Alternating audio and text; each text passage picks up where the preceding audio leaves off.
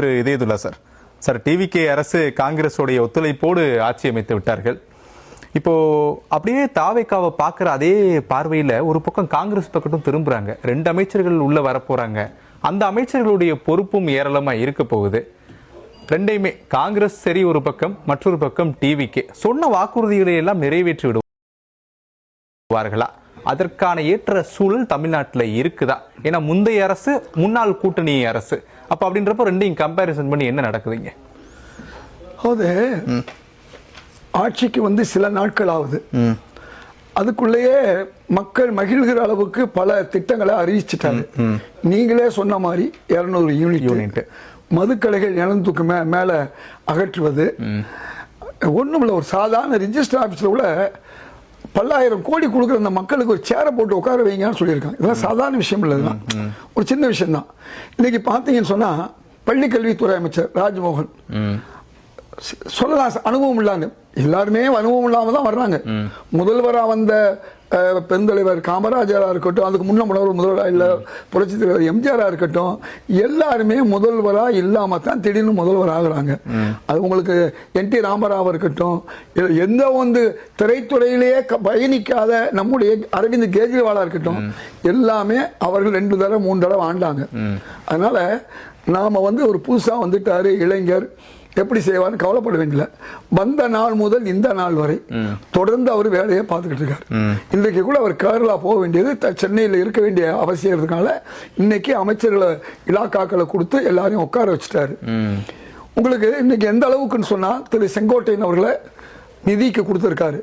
நிச்சயமா அவர் வந்து அனுபவமிக்கவர். அவரே போய் திரு சபாநாயகர் JCD பிரபாகரனை பார்த்து ஆலோசனை கேட்கிறார். திரு வெங்கட்ரமணன் அமைச்சர் போய் JCD பிரபாகரன் அவர்களை போய் மாண்புமிகு சட்டப்பேரவை தலைவர், இப்ப ஒருத்தருக்கு ஒருத்தர் இந்த ஆலோசனை, இவர்கள் எல்லாம் கொஞ்சம் அனுபவம் மிக்கவர்கள். அப்ப புதியவர்கள் போய் அனுபவத்தை கேட்கிறாங்க. கல்வித்துறை அமைச்சர் போய் இன்னைக்கு என்ன உட்கார்ந்து என்ன சொன்னாரு, PMCD திட்டத்தை பேசிட்டாரு, இருமொழி கொள்கை தான் அப்படிங்கறத பேசிட்டாரு. அப்ப மதசார்பற்ற அரசுங்கிற ஒரு நிலைப்பாட்டில் அவங்க தெளிவா இருக்காங்கிறது நமக்கு நல்லா தெரியும். அதனாலதான் அவங்க பல்கா ஒரு 30, 40, 50 சட்டமன்ற உறுப்பினர் வச்சிருக்காங்க. அதிமுக பக்கம் திரும்பல. 2 சீட்டா இருந்தாலும் 1 சீட்டா இருந்தாலும் போய் நேர பார்த்து ஒரு மதசார்பற்ற அரசா இருக்குன்னு அவர் நினைக்கிறாரு. இங்க உங்களுக்கு வந்து கடன், ஒரு பெரிய கடன் இருக்குங்கிறது உண்மை. விஜய் அவர்கள் சொன்ன கடன் இருக்கிறது உண்மை. இது இன்னைக்கு மட்டும் இல்ல, 5 வருஷத்துக்கு முன்னால 10 வருஷத்துக்கு முன்னால தமிழ்நாட்டில் வெறும் 1 லட்சம் கோடி தான் இருந்துச்சு. சுதந்திர இந்தியாவிலிருந்து கலைஞர் கருணாநிதி அவர்கள் முதல்வராக இருக்க வரையும் 2011 வரை இருந்தது வெறும் 1 லட்சம் கோடி. அதற்கு பிறகு நீங்க பாத்தீங்கன்னா அடுத்த 10 ஆண்டுகள் 5 லட்சம் கோடி கடன் ஆயிடுச்சு. 5 சொச்சம் OPS அவர்கள் சொன்ன வகையில். அதனால அதற்கு பிறகு இருந்த அரசு வந்து டபுளா வருமானத்தை பெருக்கிருக்கு, கடனும் அதே 10 லட்சம் கோடி. நிச்சயமா இன்றைக்கு இருக்கக்கூடிய அரசுக்கு வந்து ஒரு டபுள் டிஜிட்ல ஒரு வருமானத்தோட பழைய அரசு கொடுத்திருக்கு. இவர்கள் நிச்சயமாக இதை பன்மடங்கு பெருக்குவார்கள் நம்பிக்கை எனக்கு இருக்கு. என்ன காரணம் சொன்னா, எல்லா அரசுகளிலுமே ஊழல் இருந்தது. உங்களுக்கு அது PWA இருக்கலாம், நெடுஞ்சாலைத்துறையா இருக்கலாம்.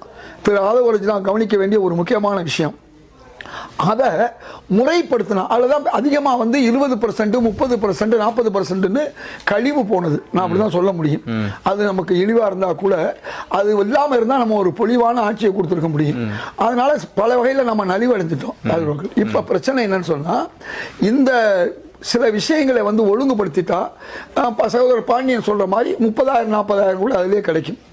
உதாரணமா அது இல்லாம கிரனைட்டு, தாது மணல், இத எப்படி டாஸ்மாக்ங்கிற ஒரு உருவாக்கி கிட்டத்தட்ட இன்னைக்கு 40,000 கோடி நமக்கு வருமானம் வருது.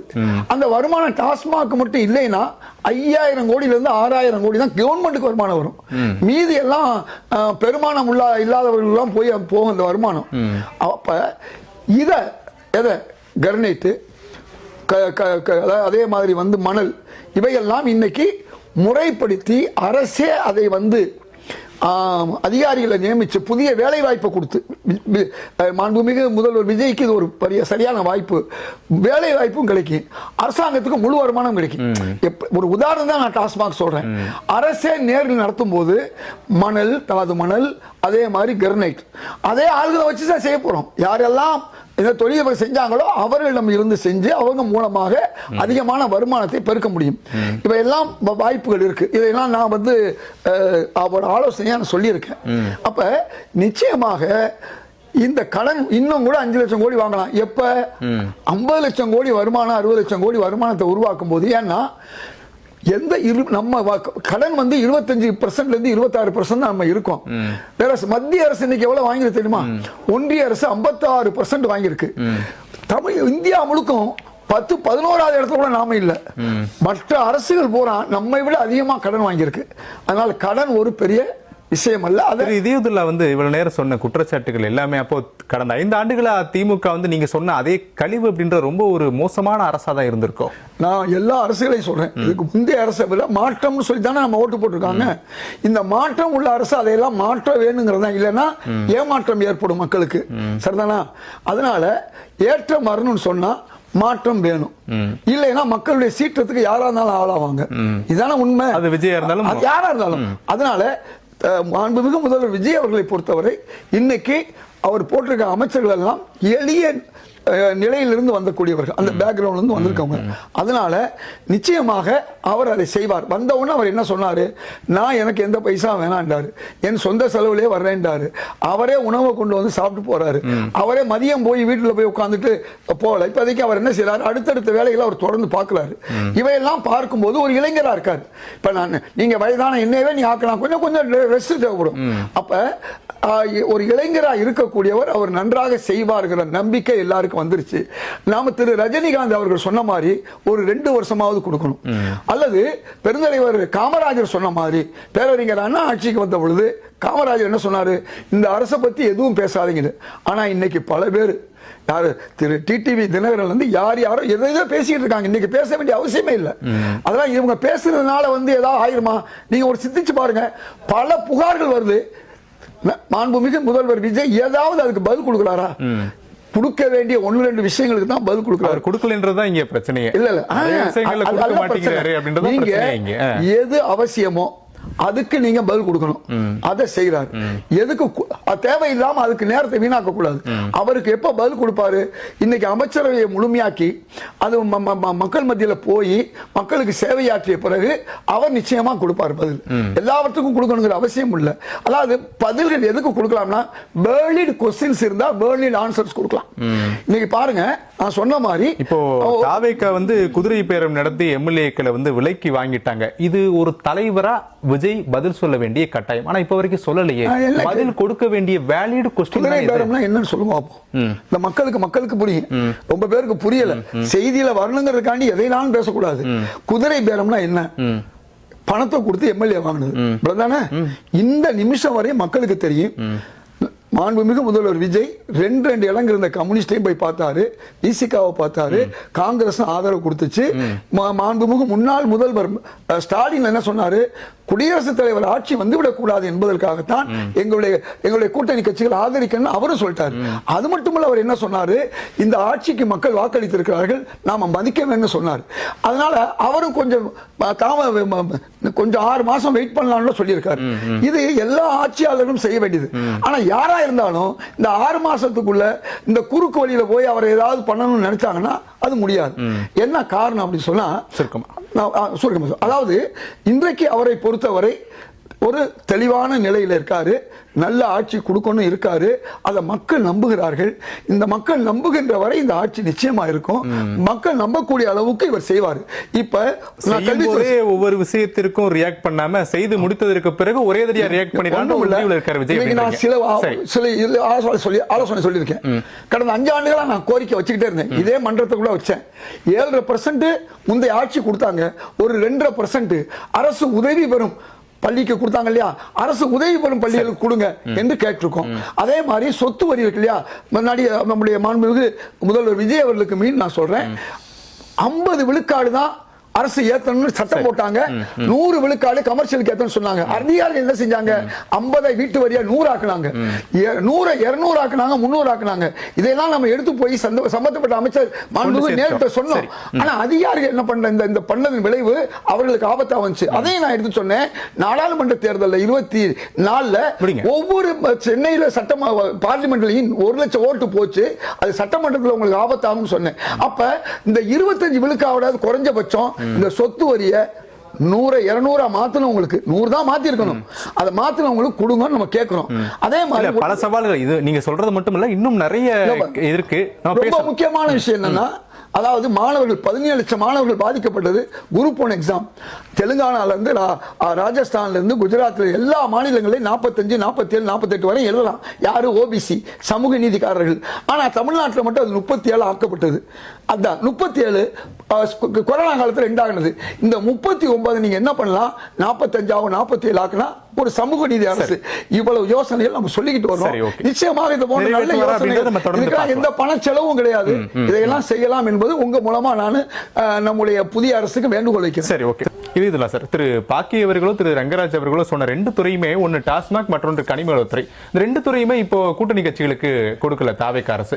2 பேருமே, ஒன்று டி.கே. பிரபு காரைக்குடி சட்டமன்ற உறுப்பினர் அவர் வச்சுக்கிட்டாரு, இன்னொரு வில்லிவாக்கம் சட்டமன்ற உறுப்பினர் வச்சுக்கிட்டாங்க. அப்போ தாவேகாவுடைய தலைவர் விஜய் சொல்லக்கூடிய கட்டுப்பாடுகளையோ உத்தரவுகளோ அதே கட்சியினர் தான் மதிக்க வேண்டும் அப்படின்ற ஒரு சூழ்நிலைக்கு தான் இப்ப தள்ளப்பட்டிருக்கு. விஜயனுடைய அந்த உத்தரவுகளை மதிக்கக்கூடிய அளவுக்கு தான் இப்போ நிலைமை இருக்கா? நீங்க இன்றைக்கு தாவேகா எம்எல்ஏக்கள் சிலரை பாராட்டணும்.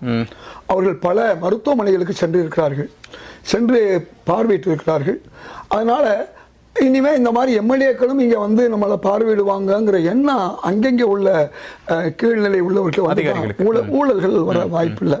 இப்போ போதை விஷயத்துல சிங்கப்பெண்ணே ஒரு விஷயம், சொத்துக்களை முடக்குவது. முந்தைய அரசு வந்து வங்கி கணக்கை முடக்குச்சு. இப்ப இந்த அரசு என்ன சொல்லுது? நான் சொத்துக்களே முடக்க வேணாம், ஒரு பயம் ஏற்படும். உங்களுக்கு இன்னைக்கு கூட 2-3 இடங்கள்ல அந்த போதைப் பொருள் பள்ளிக்கூடங்களுக்கு எல்லாம் புலிபட்டு இருக்குது. அதே மாதிரி சொன்ன இந்த பாட்டில் 10 ரூபாய் நீங்க அரசாங்கத்துக்கே சேர்க்கலாம். நீங்க அது வந்து அதிக அளவு கொடுக்கறதுக்கு அந்த குடிமகன்கள் தயாரா இருந்தாங்கன்னா அதை கூடுதலாவே நம்ம விலை ஏற்ற முடியும், தப்பே கிடையாது. அதனால அது மட்டும் இல்லாமல் அதை இன்னைக்கு பார்களை எல்லாம் முறைப்படுத்த வருமானம் வரும். இதெல்லாம் ஒரு புறம். நம்ம ஏற்கனவே நான் சொன்னதுதான் கனிம வளம், தாது மணல் அதிகமாக செலவழிக்கப்படக்கூடியது மணல். உங்களுக்கு நன்றாக தெரியும். இவைகளெல்லாம் குத்தகைக்கு செல்கிறது. அந்த குத்தகைதாரிடம் வந்து இன்னும் கூடுதலாக பணம் வாங்குவதோ அல்லது அரசே அதை எடுத்து நடத்துவதோ அவர்களை எம்ப்ளாய் பண்ணுவதோ ஏதாவது செஞ்சா வந்து உங்களுக்கு வரும். இது ஒரு புறம் இருக்கட்டும். உங்களுக்கு மத்திய அரசு வந்து ஒவ்வொரு தொழிலதிபர்களுக்கு 2.5% நீங்க சிஎஸ்ஆர் சென்ட்ரல் அந்த இந்த ஃபண்டு கேட்கறாங்க. அப்ப அது மாதிரி மாநில அரசு செய்ய வேண்டிய வேலையில அதை செய்யலாம். 2 வகையில செய்யலாம். ஒன்று, அதிகமாக பணம் சம்பாதிக்கக்கூடிய இது வந்து மதுபானை ஆலை அதிகர்கள், கான்ட்ராக்ட் பில்டர்ஸ், அதே மாதிரி வந்து உங்களுக்கு அதான் நான் சொல்ல ரியல் எஸ்டேட். அது இல்லாம சில பள்ளிக்கூடங்கள், பெரும்பாலான பள்ளிக்கூடங்கள்ல மிக அதிகமாக சம்பாதிக்கூட கல்விக்கூடங்கள், இவர்கள்லாம் ஆண்டுதோறும் இந்த சென்ட்ரல் இது மாதிரி ஸ்டேட்டுக்கு கொடுக்கணும் அப்படின்னு ஒரு ஏற்பாடு பண்ணலாம். அல்லது அவர்களே இப்ப நீங்க நாளைக்கே நீங்க தொழிலதிபர்கள் வந்து பார்த்துக்கிட்டு இருக்காங்க. இன்னைக்கு மாண்புமிகு முதல்வர் வர பார்த்துக்கிட்டு இருக்காங்க. ஒரு நாளைக்கு 2 பேர் 4 பேர் பார்க்கலாங்க. அவர்கள வந்து இன்னைக்கு நாம மக்களுக்காக வேண்டி கேட்டு வாங்கலாம். இது ஏற்கனவே உங்களுக்கு நன்றாக தெரியும். அதாவது முதலமைச்சர் நிவாரண நிதி போன்ற நிதிகள்லாம் இருக்கு. இவைகளை நம்ம அதிகப்படுத்தினா பல்வேறு இனம் காண முடியாத திட்டங்கள், திட்டம் சாராத விஷயங்களுக்கெல்லாம் இவை நம்ம செலவு பயன்படுத்த முடியும். அப்ப இப்படி நீங்க வந்து செஞ்சீங்கன்னு சொன்னா டிஆர்டி இப்படி பல விஷயங்கள்ல வந்து வீணாகுது, பணம் வீணாகுது. இப்ப அதே மாதிரி வந்து எங்கெங்கெல்லாம் வீணாகுதோ அதை சரி பண்ணி விட்டாலே நிச்சயமாக இந்த அரசு ஒரு மாற்றத்தை கொண்டு வரலாம். மாற்றம் வேணும்னு சொன்ன அரசுகள் செய்யாத கூட இவர்கள் செய்யணும். அதுக்கு முன்னால் நான் இன்னும் உங்களுக்கு எப்படி நடவடிக்கை தேவை, ஒரு மாற்றம் தேவைனா கடும் நடவடிக்கை தேவை. வருமானத்தை உருவாக்குறதுக்கு சில யோசனைகள் நான் சொன்னேன். அதே மாதிரி என்னென்ன காரியங்கள் அவசியமா செய்யணும் இன்னைக்கு நான் ஒரு ஆலோசனையாவே அரசுக்கு கொடுத்திருக்கேன். அதாவது 2.5%, 37 வயசு 47 வயசு ஆக்குறது. அதே மாதிரி வந்து உங்களுக்கு வீட்டு வரி, சொத்து வரியை வந்து பல மடங்கு உயர்த்தினவர்களுக்கு அவங்களுக்கு மட்டும் கொஞ்சம் சலுகை கொடுக்கிறது.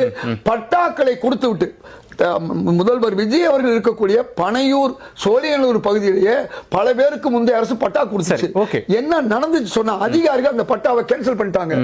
எதுக்கு கேன்சல் பண்ணாங்க? திருப்பி நமக்கு பணம் கொடுத்து பட்டா வாங்க வருவாங்க. அதையும் ஆவணம் செய்யணும். ஏன்னா ரொம்ப பேர் நிறைய விஷயம் செயல்படுத்தணும் மக்கள், ஏழை மக்கள் கஷ்டப்பட்டு இருக்காங்க. இவையெல்லாம் செய்ய வேண்டும் என்பது இந்த அரசுக்கு நான் கொடுக்கக்கூடிய வேண்டும். நான் ஆலோசனையாகவும் கொடுத்திருக்கேன். ரொம்ப சுருக்கமா பெட்டை கோழிக்கு கட்டி சேவலை கட்டி வைத்தவன் யாரடா? ஒண்ணு. இரண்டாவது, அவ 8 குஞ்சுகள் போட்டதும் சோறு போட்டவன் யாரடா? அதே மாதிரி வளர்ந்த பின்னரும் பறந்து போன குஞ்சுகள் பற்றி கவலைப்படாத பறவைகள் தான் சொல்லிட்டு மரம் வைத்தவன் தண்ணி வளர்ப்பான். அதனால இந்த அரசு வந்திருக்கு. நிச்சயமாக இந்த அரசு எல்லாம் செய்யும். நம்பிக்கையோட பயணிக்கலாம்.